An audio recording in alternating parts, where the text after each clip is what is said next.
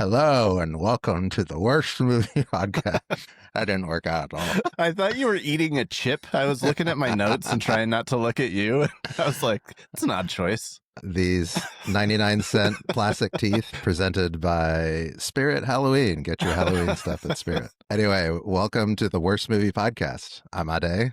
And I'm Aaron, and this is a podcast where we watch the worst movies ever made, and we try to convince ourselves it's for a higher purpose. Yeah, so we hope you enjoy. Are we keeping that one?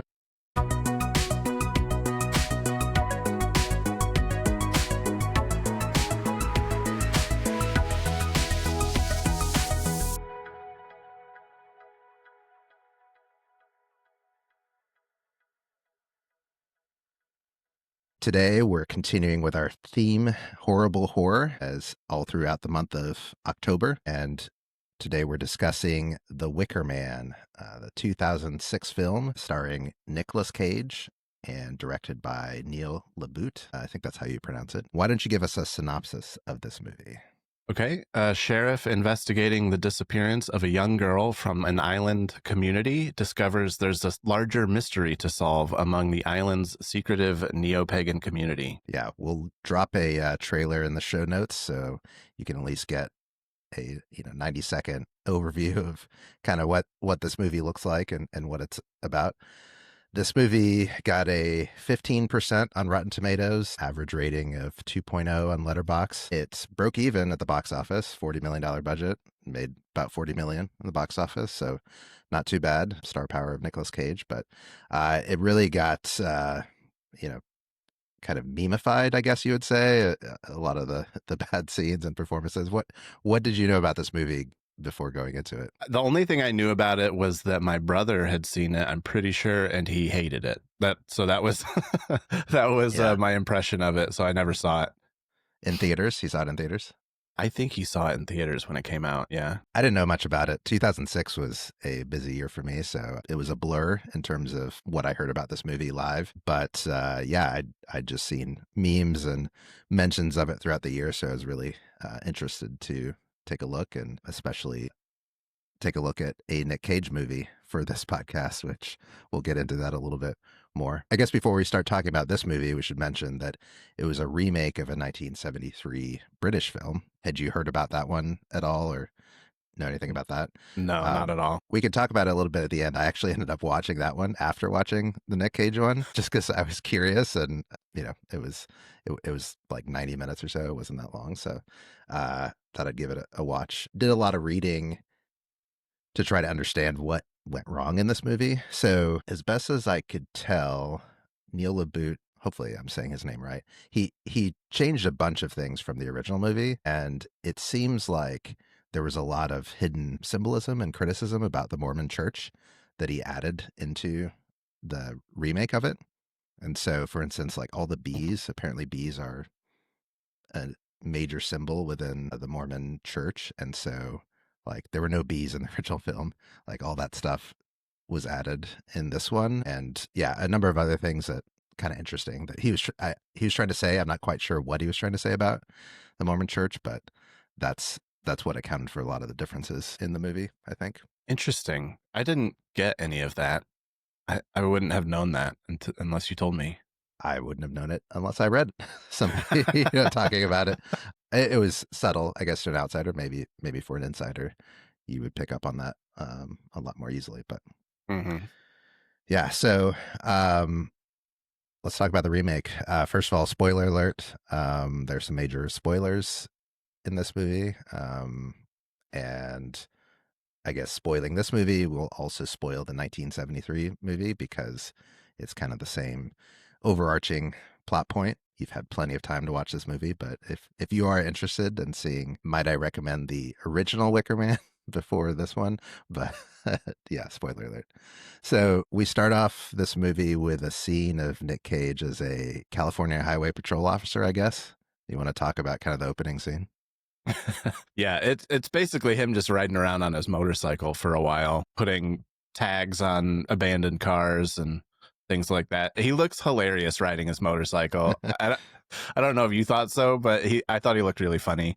He looked like he was too big for the motorcycle. I didn't know that I picked that up.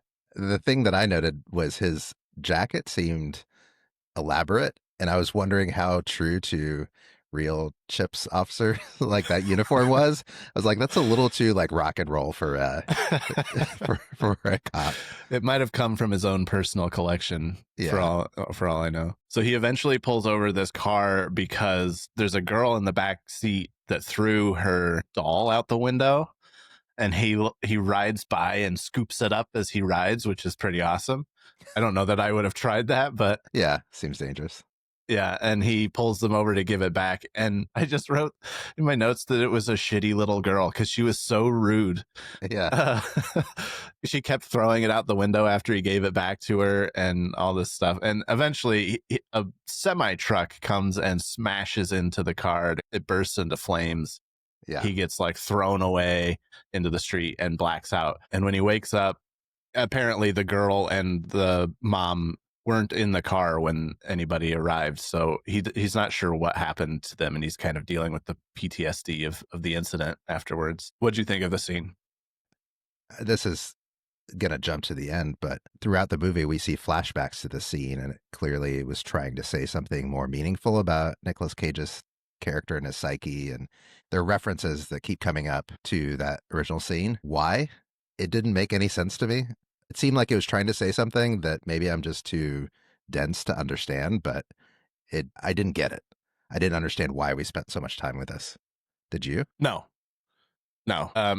It had no meaning for me, so Yeah. I don't know what they were trying to say with that scene. And it subtly changed at times where he would have the flashback, but the girl was never in the car, or just weird things like that where I'm not quite sure what they were trying to tell us.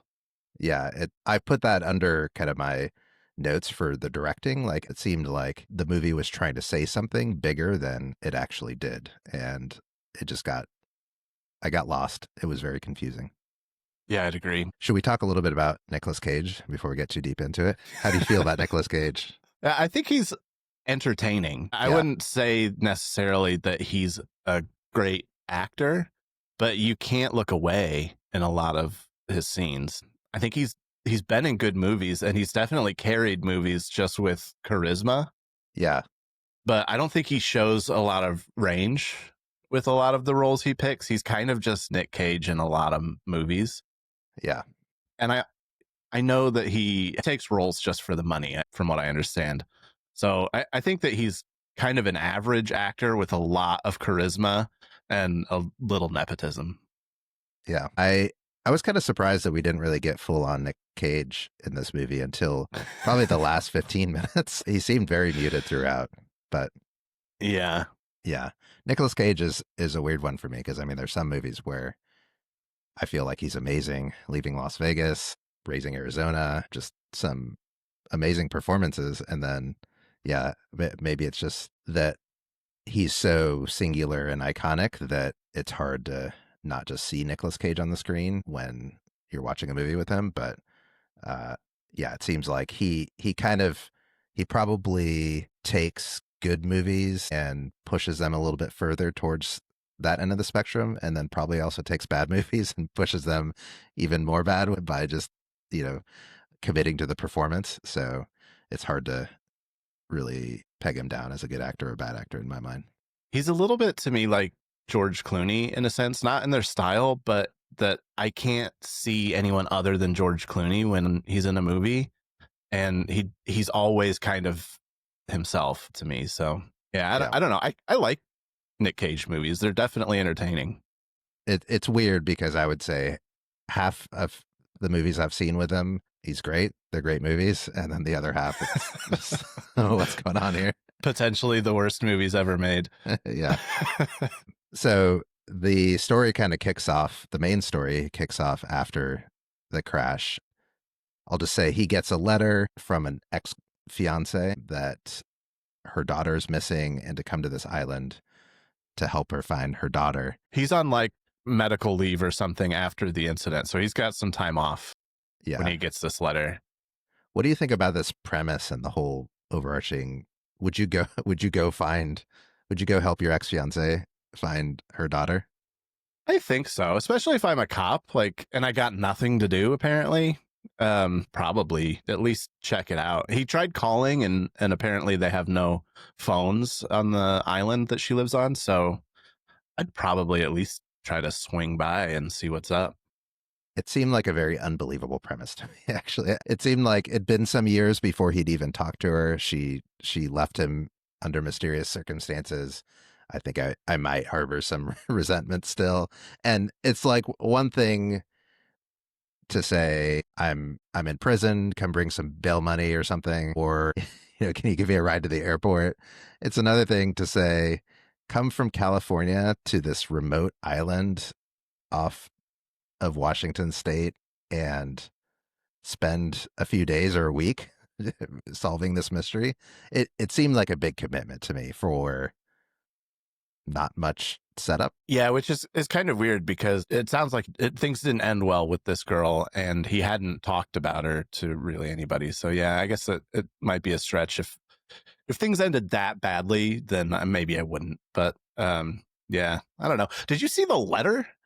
Yeah, it was the best handwriting I've ever seen. It had like a wax seal on it and calligraphy. It was incredible. Yeah, the wax seal was, I think, beeswax. Like they kept Yeah, having all these bees references. it was very posh. Yeah, I mean, I just kept thinking, why doesn't he just tell her to call the FBI? I mean, I don't know. Why is he? I mean, Yeah. pretty early on, he's trying to do the detective thing, and everyone keeps pointing out, you have no jurisdiction here. You're a highway patrol officer from a completely different state, Yeah. and it's this remote, self-sustained private island, and just like this mystery part is falling apart for me. What did you think about kind of that first part of the movie? I felt like the pacing was really slow and really off. Yeah, I would agree with that. There was way too much time spent with him riding his motorcycle around at the beginning and like laying on his couch and just hanging out at the police station talking to his buddies. It took a while for the plot to get kicked off, even when he got to the island. So Yeah, he basically drove up there and then had to try to get a ride to the island, and he bribed a pilot to take him, and the pilot didn't want to take him. He said nobody is allowed to go there. But yeah, even when after he got there, it took a long time for anything to really kick off. um so he gets to the island, and there's these really creepy ladies that like welcome him kind of, but they're not welcoming at all. They don't no, want him there, right. and they make that clear. But then there's two dudes that are carrying this burlap sack that's dripping blood. Did you get to like what was in that? I don't think I saw. He goes to look. He starts demanding to see what's in the bag, and he looks, and then he jumps and did No, we he didn't doesn't see, right? he doesn't see what's in the bag. We never see what's in the bag. He says, "What's in the bag? A shark or something?" Like it's Why would we you didn't see. assume that? Yeah, we didn't see any sharks in the water. There, I don't know. Why would you assume that someone is carrying a dead shark in a burlap sack? Reference to nothing and nothing that we come back to. I mean, maybe a lot of it ended up on the editing room floor, but it was weird. Well, we do see at the end of the movie. I mean, I'll try not to give anything away, but we do see a person being carried in one of those sacks. But it wasn't similar enough that I was like, oh, this is definitely a callback to that opening scene. I want to know what was in the bloody bag. Yeah, we'll never know. It was huge and bloody and moving still. It was still alive, whatever it Yeah, was. yeah. Yeah, I would say for the first hour, I would characterize it as there are a bunch of weird things happening on this island to try to create this sense of like mystery and unease, but they're all isolated things that there isn't a connecting thread. There isn't a theme that I could pick up on these weird incidents. It's just like a smorgasbord of like, let's do something weird and creepy because this is a horror movie. So By the way, would you after seeing it, would you classify this as a horror movie? I guess so, but it's certainly different than Winnie the Pooh, Blood and Honey, or like it's not a slasher movie. It's more of a mystery thriller Like a on psychological thriller? yeah on the edge of horror. I mean, there's I, there's such a gray line between those two genres, I think. I don't think I'm giving anything away by saying that I did not feel tension or scared at any point in this movie. Yeah, It just seemed kind of like we're just watching Nick Cage walk around an island and have interactions with all these women who hate him. I was so bored for the first part of the movie. It really doesn't start getting interesting until the last 15-20 minutes. Yeah, he has this dream sequence, or it's not a dream. He wakes up from a dream and he thinks he sees Rowan is the name of the girl he's looking for. He thinks he sees her outside at night running around, and he follows her to this barn and falls through the floor. Like, it's supposed to be tense, I guess, but nothing happens. Nothing No. really happens at any of these places. He goes to the school to talk to the sister Rose, the teacher, and it's kind of creepy. She's very like reserved and doesn't want to tell him anything. And she says that the mother is making it all up, that she's refusing to accept that Rowan is dead, that she died in an accident. Yeah. And he asks what happened, and Sister Rose says she'll burn to death. And then he says, "What did you say?" And she said, "She burned to death." Like, she changed it. And so it's like they're trying to be coy or whatever, but nothing happens in any of this. Nothing comes of it. It was really boring to me and frustrating because I felt like everybody talked really cryptically in a like not for any motivation that makes sense to each of the characters. It's just for the movie to be cryptic. So Nicolas Cage meets up with his ex-fiance, and she's just the whole time like this paranoid, they're watching us, I have to be, we have to meet in secret, and I have to be careful what I say. And like nothing she says makes sense. And actually there was a point halfway through the movie where Nicolas Cage like gets really angry at her and starts like yelling at her, and I was like, yeah, because I would be so pissed off. Like, just tell me what happened. Why are you speaking in code? Nobody's here. There aren't any listening devices. Just say what happened. And so, yeah, and in one of those interactions, we learned that, oh, this girl that's missing is actually Nicolas Cage's daughter. So, I don't know, big surprise, personal connection there. Yeah, so it gets really personal for him. I don't know. Did you think that was a big twist, or no? I mean, who didn't see that coming? Yeah. Speaking of insane conversations, do you remember the conversation he had with the barmaid or whatever her name was about tomorrow? He kept asking, like, what happens tomorrow? Oh, about the Harvest Festival? And she was, I don't know, it was this insane conversation about how it's May 2nd or whatever, and nothing happens tomorrow. And they were just using the word tomorrow really strangely, like it was a code word. Yeah. And I was lost. I wrote it down at some point, but I think I deleted it because I was like, this must be a mistake. But it was an insane conversation. Yeah, there were just so many of those kinds of conversations that to me, I was just like, what the hell are these people talking about, and why do we care as the audience? It doesn't pay off at all. There was another crazy conversation because he's looking for Rowan all over the island, and he comes across the bee farm or whatever they call the place where they keep bees. Yeah. And he's allergic to bees. He's deathly allergic. He carries EpiPens and everything with him. And bees are, I should say real quick, bees are a critical part of their economy. It's like it's like a farm, but they sell a lot of bee stuff too. So, that's how they sustain their way of life, through bees. Yeah. The bees are a huge part of the movie, but really affect nothing as far as I can tell. But he's riding his bike through the bee farm, and he bumps a hive, and they start chasing him, and he falls down the hill. Yeah, I laughed at that. It was so funny. It reminded me of the scene from Hot Rod where he's out in the woods punch dancing his rage out, and he falls down the hill for like 20 minutes. Yeah. It was so funny. But then he blacks out from all the bee stings, and he wakes up, and he's in the home of Sister Summersisle, who's like the head of the island, the commune or whatever. Yeah. And he asks like if she gave him his EpiPen or whatever that they don't have, and she says, "No, I treated you in the old way." And then he doesn't ask any questions about what that means. Yeah, I did write a note about that. I was like, how did they save him? What What was the old way? They never came back to it? It didn't pay off for anything. By the way, Yeah. the Sister Summer Isles Palace or I don't know, mansion or whatever, that was another place where they just kept showing weird things happening, like this woman in a tub with just covered in bees, and then like, it was just random shots There was a that naked man in bed covered in like warts. yeah, like okay, so this is a cult that's on this island. What what the fuck is their religion? Like what do they believe in? Did you pick it up?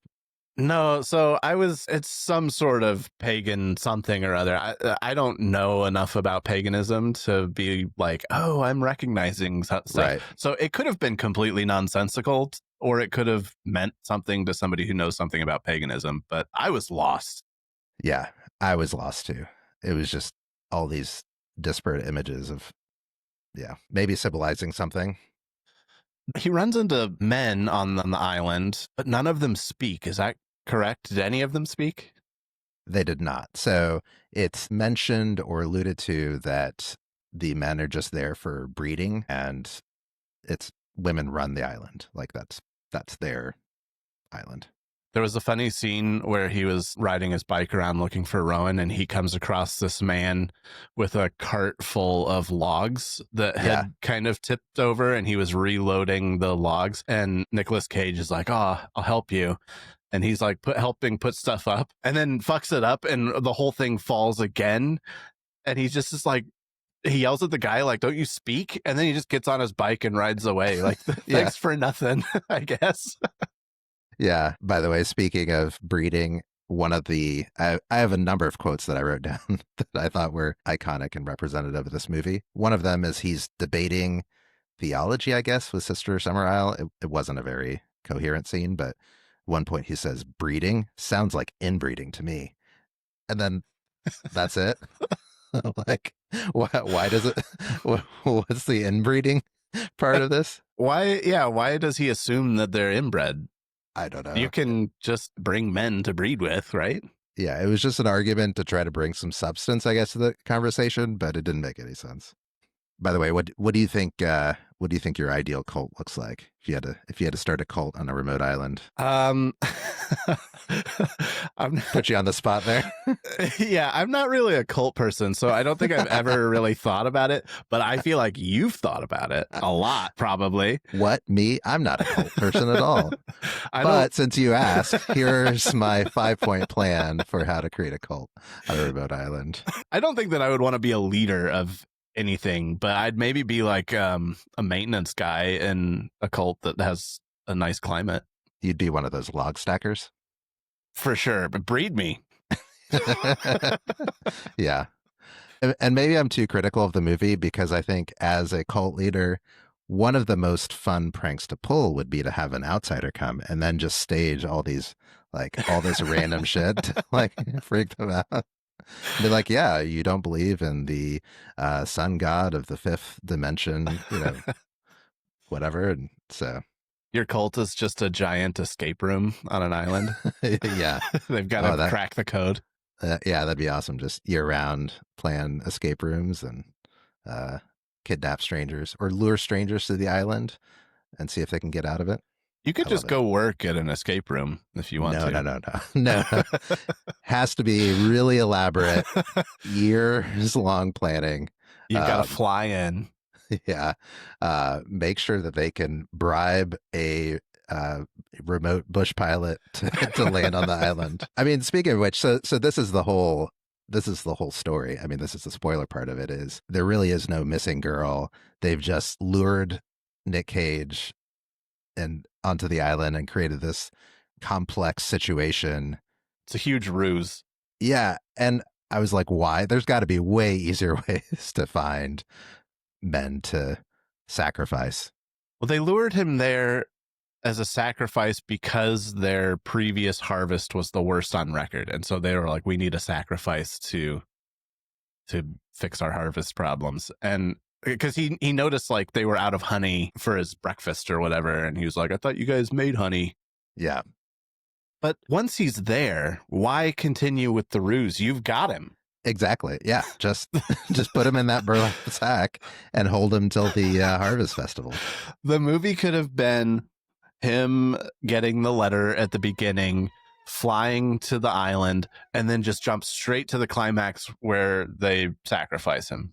Yeah. Why even make it hard for him to get to the island? Why not have the fiance come get him, take him to the island, He and was then willing to come. Yeah, they made him yeah, work for it.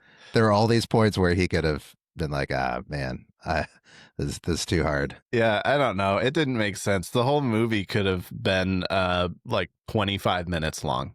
Yeah, and there were all these diversions. So one of the, I don't know, big supposedly scary scenes is he's looking for the girl and he thinks she's in this like watery flooded crypt. It's like a And he cistern or something. yeah, and by the way, would you have gone down there? Nope. It's this graveyard, there's this crypt, it's flooded, it's the middle of the night, he's on this creepy island, all this weird shit happening around him, and he's freaked out, and he like goes in, and like some woman shuts the gate and traps him in the crypt. Like why did they do all this stuff? It doesn't make sense. He dove right into that disgusting ass water in Yeah. a crypt and his eyes open, looking around, trying to find the girl. He's probably got so many parasites in his Yeah. eyeballs now. He would have died anyway. Yeah, he jumped right in. He was ready for a swim. But it was, I mean, more than it was just confusing, it was just kind of boring. Like you said earlier, I wasn't scared, I wasn't, I don't know, tense. Yeah, I would agree with that. It was all kind of a waste of time. Yeah, well, it was all leading up to the harvest festival where they sacrifice him in a Wicker Man thing. I don't know, but before that, they kind of, they're doing this procession in the festival, and I thought one of the funniest setups is him. Well, first of all, him like karate chopping Sister Honey into the wall. I loved that. Yeah, He kicked her in the face too. it was such a goofy scene. And then he steals this bear costume. Why did he need the bear costume? I don't know. I loved it though. He was in like a bear fur at the festival and trying to blend in, and Yeah, it was so funny to see him running around in that costume. the most conspicuous person at the festival, just running around like Nobody else was dressed like an animal. ducking behind people. It was really funny. It was unintentionally funny for sure. They didn't want that scene to be that funny, I don't think. Yeah, but it kind of kicked up a notch when he thinks he's found the girl, that they're about to sacrifice the girl, and then he goes and rescues her, and she runs, and she's like, run this way, and then come to find out she's just leading him back into a trap, and so they capture him, and yeah, then they kill him. Did you Yep. expect him to escape? Were you surprised? I don't know. I didn't care, honestly. Yeah. I had no expectations. I thought he might escape, but it didn't surprise me necessarily that he died. Yeah. So that if you've seen the memes before of Nicolas Cage screaming, "Not the bees," this is the scene where that comes from, but it was actually cut from the theatrical version. Did you watch the Yeah. theatrical version or the uncut? I did watch the theatrical version and it was not in there. Yeah. I didn't know that it wasn't in there. I was kind of expecting it at any point, and I was disappointed that I didn't get to see it. But there are a couple minutes where they're torturing him before they kill him, which didn't really make any sense. But they didn't even like say this is part of their pagan ritual or whatever. But but a lot of the torturing happens off camera. We just hear him yelling. He was hamming it up. Oh yeah, I would have was the loved to best. see that. I mean, Nick Cage was cooking. So my favorite line in the whole movie, and probably any of the movies we've watched so far, "Killing me won't bring back your goddamn honey." And then I guess it's Sister Summerisle. This is all happening off camera. She just says, "But I know it will." Afterwards, I was like, "Oh, this is choice Nicolas Cage." The other thing that didn't really make sense is they killed the bush pilot. Nick Cage finds him dead on the beach with his hands cut off and maybe his mouth sewn shut or something. Yeah. Why didn't they sacrifice him? Do they need two guys? They just killed him to kill him, I guess. They just killed him and left him on the beach. And it didn't make sense because Nicolas Cage had bribed this guy to get on the island. And like you said, he didn't want to take Nicolas Cage there. But the whole thing was a ruse. They actually wanted Nicolas Cage to be on the island. So why punish the pilot for bringing him to the island? They did what he wanted. They wanted him to do. And he's like the pilot who brings them their mail and food and like supplies and stuff. And I assume takes their honey to go sell out in the outside world. Yeah. And not only did they kill him, they sunk his plane. They sunk his seaplane. It made no sense. They're fucked now. I don't know how they get off the island. I'll take a little bit of time later to compare this movie to the original. But this is a good example of a plot point where they kind of changed so much that it didn't make sense, but kept some of the scenes from the original just because they're in the original. Oh. So in the original, the cop flies a plane to the island, and it's the cop's plane, and they sink the cop's plane in the original. So in the remake, they sink the plane, but like you said, it's like, why? This is a completely different character. Why do this? Why cut yourself off from the outside world now? Yeah, I didn't know that about the original, but yeah, it doesn't make sense to keep that in. The epilogue of the movie is essentially we see the fiance and sister Honey in the real world, basically doing it all over again and seducing two cops. This is just a honeypot scene where they're trying to allure in some new blood for the either mating or sacrificing. I don't know. Yeah, we're not really sure what the greater ruse is. Since this is such an elaborate ruse, you have to set up years and years ahead of time all these men just in case you have a bad harvest and have to sacrifice them to the pagan gods to get your honey back. I guess so. How did they know how to look normal? They're in this like cult dressed in these like weird, 1800s outfits and no technology, and now they're like in these like hot outfits and yeah, they're in like a swanky nightclub in LA. Yeah, exactly. Do they rent an apartment on the mainland somewhere that they can go back to and keep all their clothes? And yeah, they have a Instagram somewhere in the Sister Summer Isles house where they can like keep up on the latest trends. Yeah, they got a Tinder account. Yeah. What else did we miss from the movie? I had a note that flashlight technology has gotten so much better in the last 20 years. Yeah, that is true. When he was out looking for Rowan at night, I was like, he can't see a fucking thing with that. And I've been rewatching the X-Files recently, and in the early seasons of that, their flashlights are terrible. Yeah. I remember when I was a Boy Scout, I used to have this huge mag light. It was like 3D cell, and it was still the dimmest fucking light that you could imagine. And now we have flashlights on our phones that are better. That's actually, I never really thought about that. It doesn't seem like a technology that would rapidly advance. What is it is it LED? I think it's LEDs and lenses. They've perfected the design. Science Corner on the Worst Movie Podcast. Yeah. I had a note, by the way, papyrus font in the credits. I love that. I know what you did. I watched it with Amanda, and she immediately was like, "Is that papyrus?" Yeah, I mean, when did Avatar come out? Was that around this time? I think it was. Let me look. 2009. So Avatar stole it from Wicker Man. I guess so. Did you notice Aaron Eckhart in the first scene at the truck stop? No, I didn't. He was at the counter, at the diner or whatever at the truck stop, and he just has one line, "You got it," and like leaves. him and the director have worked together a bunch. Interesting. This was a couple years before The Dark Knight came out. So was he he was a big actor by that point already, wasn't he?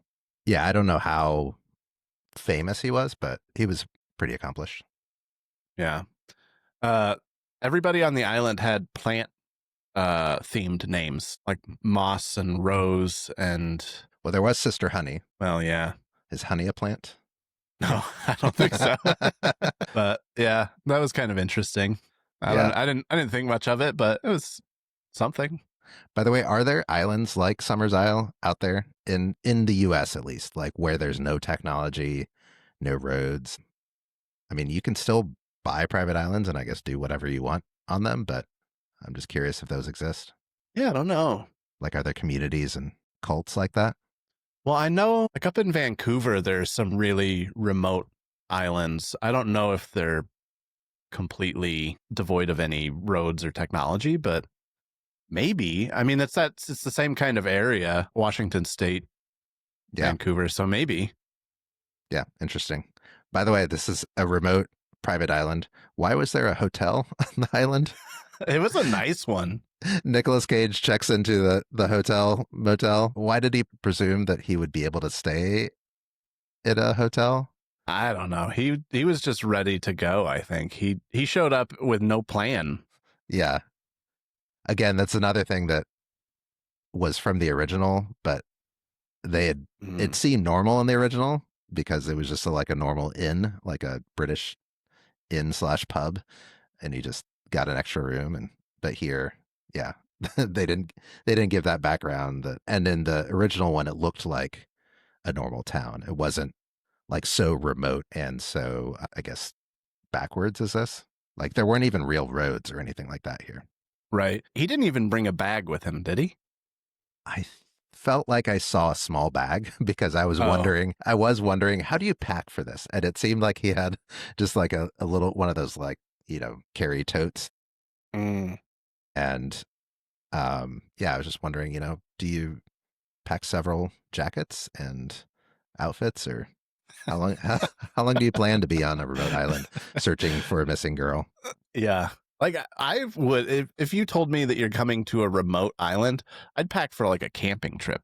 Yeah. I'd bring a sleeping bag. Yeah, I mean, I probably overpack anyway, but yeah, I'd bring stuff to cook on, and a bunch of food, and like I wouldn't. Yeah, Well, when he gets to the island, the pilot basically drops him off at the shore yeah, and is like, "Good luck. I'm not going to help you any further." And then he basically climbs a mountain to get up to the town. And Amanda was like, "I got to see his footwear." Because he's yeah, in a suit.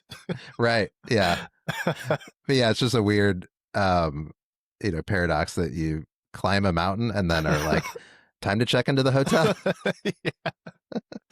Yeah. Yeah. Another example of him just being a bad cop. He's having a conversation with the Summers Isle, Sister Summers Isle, and they say they only want girls on the island, that men are just for breeding. And he says, "What if somebody has a boy?" And she says, "Well, that depends." And he didn't ask us another follow-up question. Like, Yeah. depends on what? Oh, I loved the scene where he's showing the doll to the teacher, I think, and the whole "how did it get burned?" Yeah. Oh, that was on my list of quotes. How did it get burned? How did it get burned? How did it get burned? He says it 3 times. Yeah, it was peak Nick Cage. Yeah.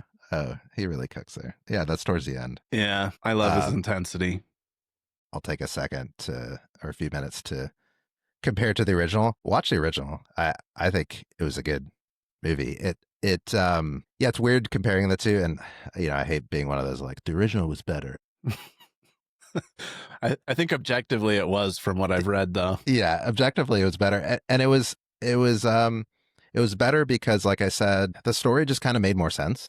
The cop gets, this spoilers for this. It kind of follows the same structure, but just some of the setup makes more sense. That this cop gets an anonymous letter about a missing girl in this community, and this is part of his jurisdiction. So it's just, he's there because this is his job, and he's there to investigate a missing girl. And it's not his daughter. He doesn't have any like ex fiance there. It wasn't like trying to say anything, you know, more about him and his relationship to the community. He was just a cop investigating this island. And I liked it because the themes there actually made a lot of sense. So it's this pagan community.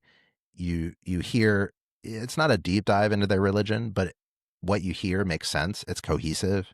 They're basically like, we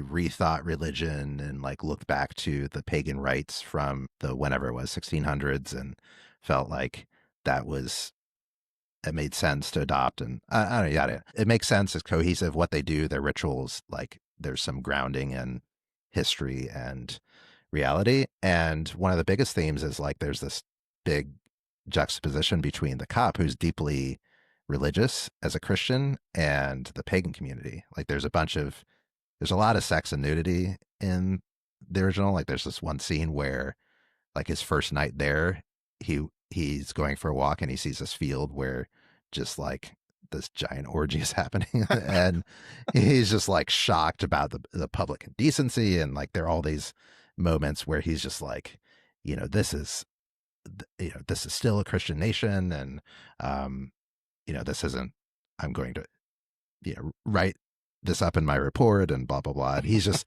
and he's also tempted by Sister Honey in this movie, that character. And so like her presence makes sense, whereas in the Nick Cage one it was like kind of like that character was just in and out. She was just a punching bag. Yeah, exactly. And yeah, it didn't really make sense. And so he was like wrestling with his own like temptation and his own faith. And so the themes made sense, the plot made sense. The last 5 minutes, similar, where he's about to get burned and he's just like, everyone's dialed it up a notch, and it's like, wow, this is powerful acting. And moving as he's like trying to hold fast to his Christian faith in light of this pagan ritual where he knows he's going to die. Whereas in the Nick Cage one, he's just like, not the bees. And it's just, I don't know, the dialogue in the remake just doesn't make sense, a lot of times because it has no context. So yeah. The original had Christopher Lee in it too, didn't it? Yeah. Nice. Yeah, that's the villain in it. Yeah. And the lead was also a very accomplished and respected actor, Ed Woodward. Yes, the actor's name was Ed Woodward, and I noticed in the Nick Cage movie, his character is named Edward Malice, and his fiance's name is Willow Woodward. So there's an Ed Woodward connection in the remake with Nick Cage too. So it was a nod to the original actor. Yeah, I think so. A lot of the other character names were the same. So there was a Willow, there's a Miss Rose. It's not Sister Rose. There was no matriarchy in the original, but a lot of the same characters were there. From what I understand, the people involved with the original Wicker Man distanced themselves from the remake entirely. They didn't. In fact, I think that they sued to get their name removed from the marketing. Yeah, when it came out. So yeah, I think they knew it was going to be bad. Yeah, they actually, I think they ended up making a sequel / remake separate from the Wicker 2006. Tree. Yeah, which I have not seen. So what's your overall verdict for the movie? I didn't hate it. I thought that the premise was interesting. It obviously was drawing from source material that was better than what this was, but it wasn't good. I think that the beginning, like we said, really dragged for a while. It didn't feel like a horror movie to me. I looked it up on IMDb and they said it's a dark comedy, which which made me laugh. Yeah. Man, I laughed way more in this movie than anything else. Maybe I don't just think because of Nick Cage. Yeah, I don't think it's a comedy if you're laughing at the movie, not with the movie. Yeah, well, they intended for it to be a mystery thriller, but in actuality, they made a dark comedy. Sure. Unintentionally. It wasn't scary. I think horror is kind of a misnomer for it. I do think this could be maybe a cult favorite for like Nick Cage fans, but Nick Cage has so many movies where he's more Nick Cage in them than this. Yeah. And I think that this movie kind of commits the worst sin of being pointless. Like if they had just captured him when he got to the island, it's a 20-minute movie and the rest doesn't matter. So right. I don't know. I would give it a maybe 1.5 stars. Yeah, I didn't like this movie. I just thought it was, like I said, the pacing was off. I was bored most of the movie and I had to fight to not look at my phone or do other things. I even struggled to like write down notes because I was like, it wasn't so bad that I was like, oh yeah, I can't wait to talk about this. It was just like, is boring. I don't know what to say about this. And yeah, I was just confused the whole time. So 1-star movie for me. Yeah, I tried to keep notes for a while, and then I was like, none of this is paying off, so I'm just going to stop. Yeah. By the way, I should also say about the original, I felt like the things that happened to the cop and the ruse that they were making kind of made sense in terms of that, like that was part of their ritual and their test for whether he was worthy of sacrifice, which they never even like.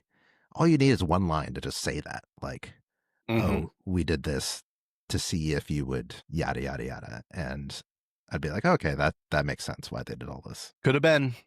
Could have been. What's your alt pick for this movie? I went with The Village by M. Night Shyamalan. Oh my God. what, Shama not gonna work here anymore. I thought it was kind of similar culty mystery vibes. I think it's not generally a great reviewed movie, but I thought it was way more interesting, and it did have a little bit better of a payoff in the end. I think the twist, but I enjoyed The Village a lot more than I enjoyed this, and it felt similar to me. Yeah, I mean, I agree that I enjoyed The Village more more than this, which isn't saying much, but yeah, I don't know that that's one of my favorite M Night movies, but my alternate pick is In the Company of Men, directed by Neil LaBute, and it stars Aaron Eckhart. Have you seen that movie? No. I actually saw it in theaters, and I rewatched it in the last year or two, and 5-star movie for me. It's a very subtle movie and a little slow moving at first, but I've seen it described as a horror movie that's not a horror movie. I mean, Interesting. it's not a mystery thriller or anything like that. It's just a kind of a it was a low budget. I don't want to give too much away, but hopefully not setting expectations too high, but I really liked that movie. Worth checking out. Yeah. Well, I think that's about it for The Wicker Man. If you like this episode, please subscribe on Apple or Spotify. If you have any suggestions, send us an email at theworstmoviepodcast@gmail.com. If you have comments about the episodes or suggestions for movies you'd like us to cover in the future, don't be like my sister who was like, oh yeah, you guys are doing horror. You should do arachnophobia. And I was like, wait a second, that's 93% on Rotten Tomatoes. You clearly don't understand what our podcast is about. So please only send suggestions for bad movies for us to cover. I'm Ade. I'm Aaron. Thanks for listening to the Worst Movie Podcast.